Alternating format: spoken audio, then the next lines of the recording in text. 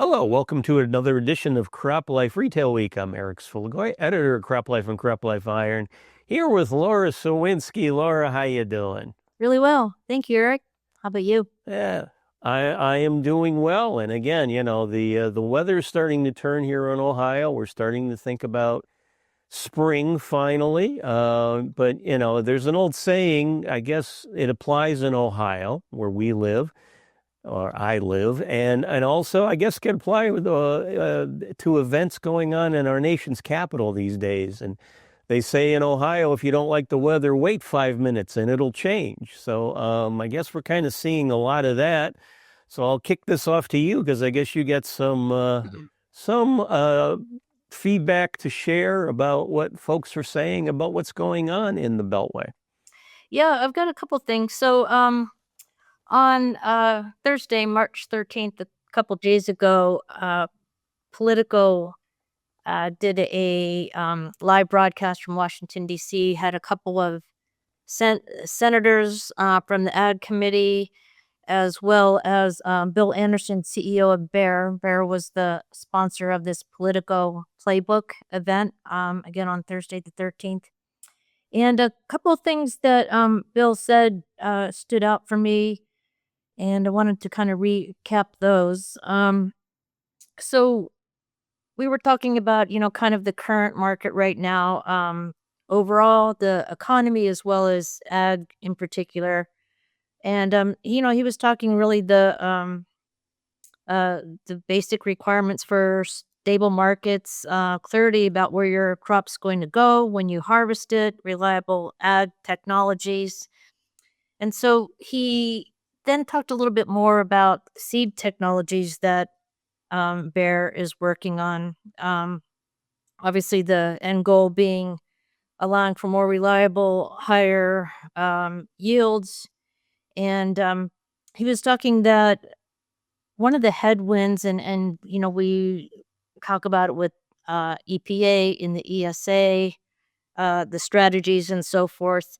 And so Bill Anderson said, I think one of the things that's cast a bit of a shadow over the agriculture technology field in recent years is the regulatory ambiguity that's happening, particularly around glyphosate. He continued that basically, if a manufacturer can do 50 years of safety studies and get endorsements for products that are safe by every regulatory agency, but still face billions of dollars of litigation, that's obviously really hard. He, noted again really what's at stake when you talk about innovation that takes roughly $300 million in 12 years to develop new crop protection products. You need to know that the outcome and the market access is going to be there and not be up in the air, if you will. So he was really talking about these innovations, crop protection products, as well as seed technology, for instance, just how critical they are, really, the future of ag, and then being able to feed 10 billion people by 2050. That's my stats there. Um, he said, obviously it comes down to bringing new seeds to the market that allow farmers to produce food with a lot lower impact. He cited that 29% of global greenhouse gas emissions come from ag. So therefore, just how critical that is. So Bayer has, he was talking about rice production alone being responsible for 2% of those greenhouse gas emissions, because traditional rice growing uses a lot of water for weed control, generates a lot of methane. So they have a technology, new biotech for rice, and he was really excited about this. Just the importance of, he was talking about whether it's glyphosate, that Bayer is, trying to protect and make sure that there's market access without disruption, or seed tech technologies. That was those were two of the things anyway that he was talking about. Kind of on a separate but related note, if you will, I did want to add, having come back from Commodity Classic, I don't know about you, but I've been kind of having to comb over all the notes. There was so much there that we collected during Commodity.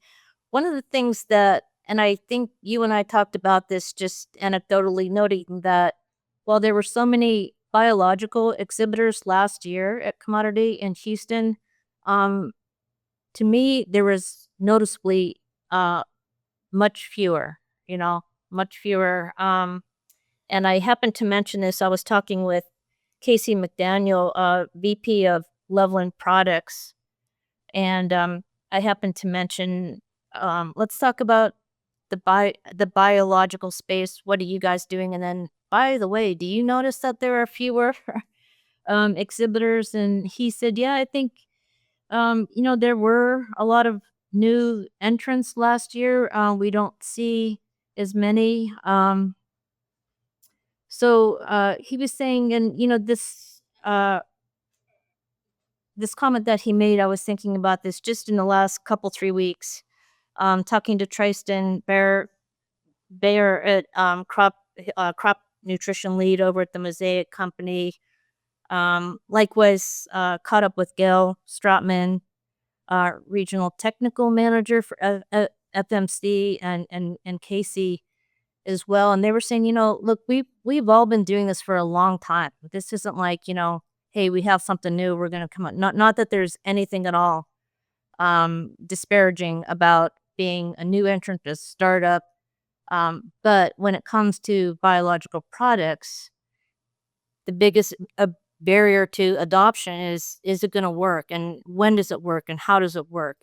And that part of the conversation, and certainly the data to support that, has kind of been not all there. And so it was interesting that, again, just seeing that there were fewer exhibitors in that space, but certainly the companies that we know that have been doing this for decades, in the case of Nutrien and Loveland for 25 years, that they're really, really making a lot of gains. He said that we've seen double-digit growth in biostimulants.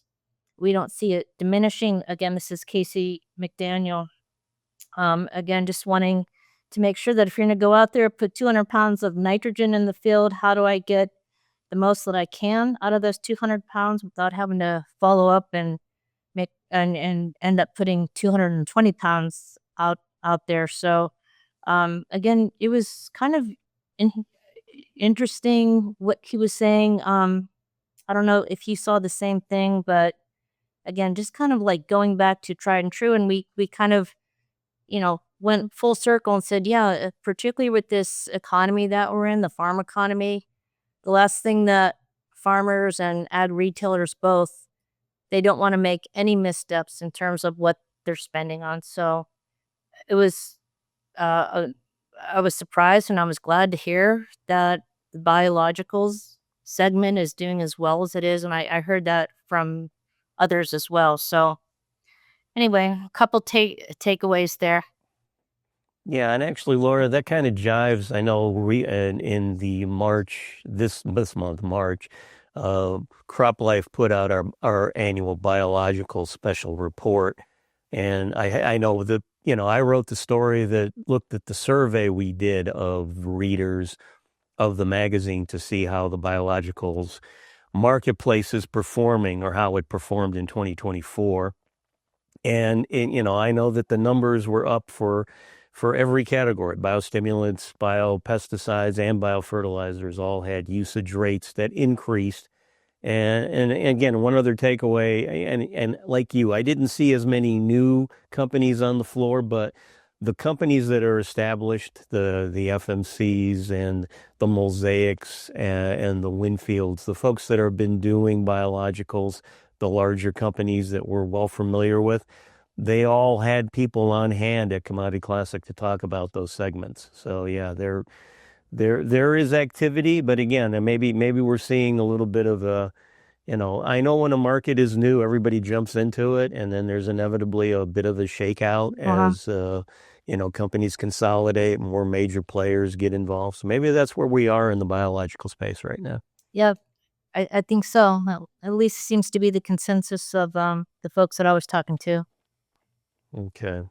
Well, thank you for that report, Laura. So, hey, I've got some news to report. Again, usually when you and I start talking on these videos, we always talk weather.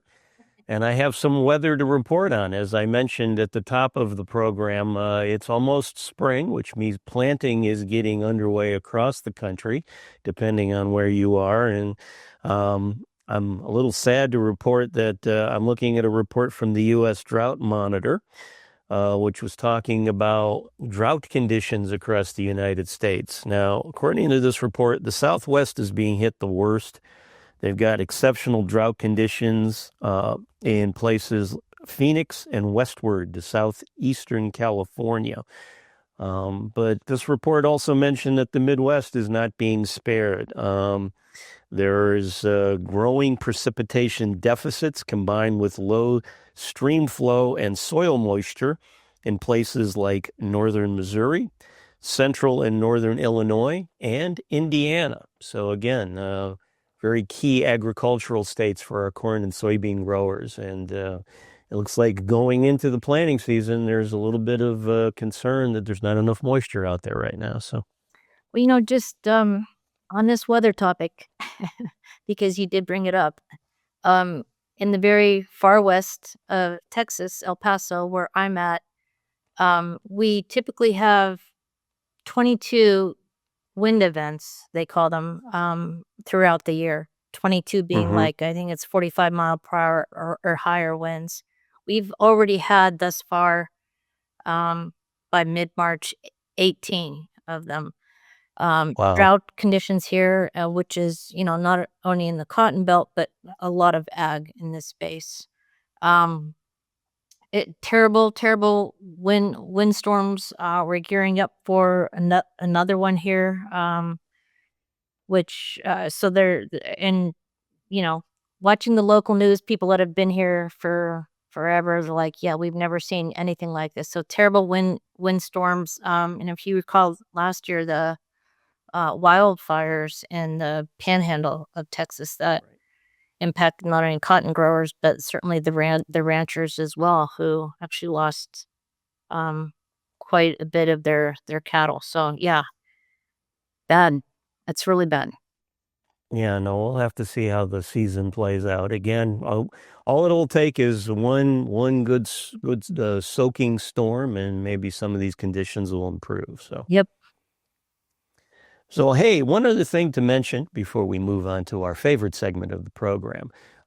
This is the time of year, of course, you and I are focused a lot on ag technology. We're gearing up for our Tech Hub Live event coming up in mid-July in Des Moines. And one other thing we do here at CropLife and have done for about a quarter of a century now is we always get together with our friends at Purdue University and put together a precision ag adoption survey that we've talked about for years and years and years in the pages of the magazine and online.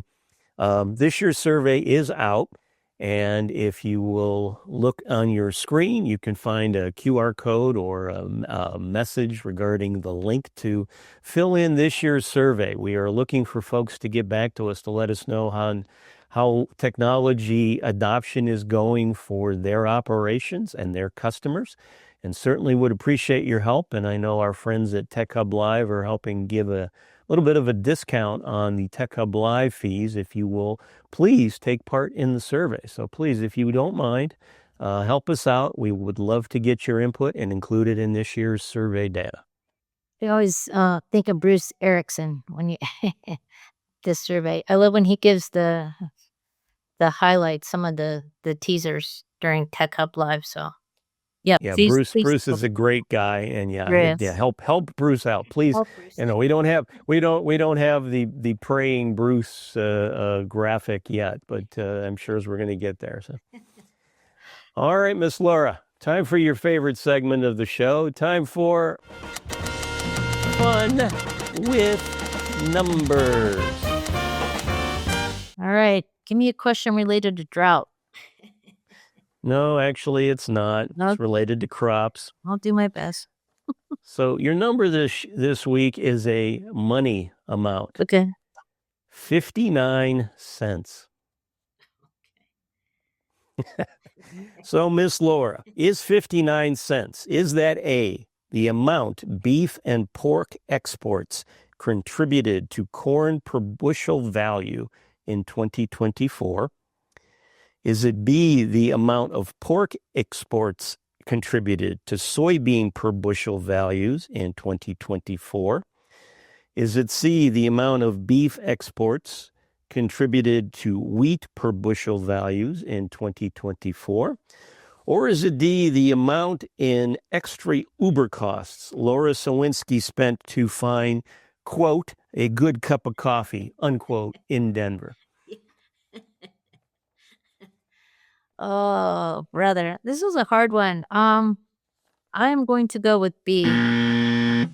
B, no, I'm sorry. The correct answer, and if you're interested, pork exports contributed $1.46 per bushel in value. No, 59 cents is the value that beef and pork exports contributed to corn. The answer is A. Yep. That was a So hard. that was 14% of the bushel value. Right.